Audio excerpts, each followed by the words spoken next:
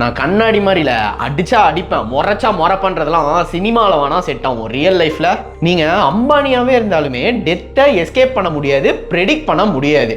இன்னைக்கு இருக்கிறவங்க நாளைக்கு இல்லை. ஸோ இதுலேருந்து என்ன தெரியுது அப்படின்னா, நம்ம கண்ட்ரோலில் எதுவுமே இல்லை. கன்ஃபார்மாக ஒரு நாள் நம்ம எல்லாருமே காலி. இதுதான் உண்மை.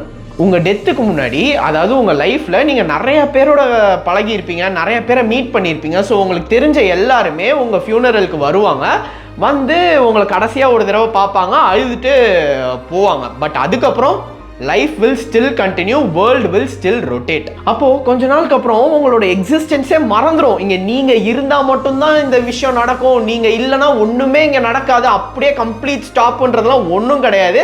ஸோ இந்த ரியலைசேஷன் வரும்போது அப்போ நம்ம கண்ட்ரோலில் என்னதான்டா இருக்குது அப்படின்ட்டு நீங்கள் ஒரு கேள்வி கேட்கணும். மற்றவங்க நம்மக்கிட்ட கைண்டாக இல்லைன்னா என்ன, நீங்கள் எல்லாருக்கிட்டையும் கைண்டாக இருங்க, because it's in your control. மற்றவங்க உங்களை ஏமாத்தினா என்ன, it's not in your control. But நீங்கள் யாரையுமே ஏமாத்தாதீங்க, because it's in your control. மற்றவங்க உங்களை ரெஸ்பெக்ட் பண்ணலன்னா என்ன, நீங்கள் எல்லாரையுமே ரெஸ்பெக்டோட நடத்துங்க, அது உங்கள் கண்ட்ரோல் தான், இட்ஸ் இன் யோர் கண்ட்ரோல்.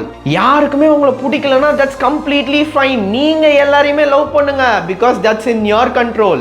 நம்ம வேலை நம்மளை நோக்கி வர புல்லட்ஸை இன்டர்செப்ட் பண்ணுறது தானே தவிர அதை திருப்பி வாங்கி எல்லாரையும் அட்டாக் பண்ணுறதுல இல்லை. அப்படி பண்ண ஆரம்பிச்சிங்க அப்படின்னா it's a never ending loop.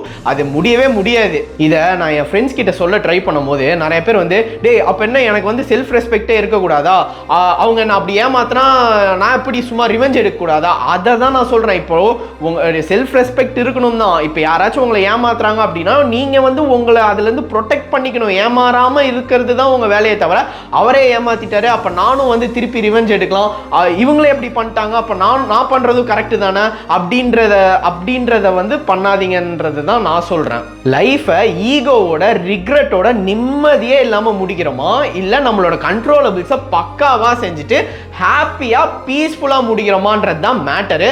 Thank you.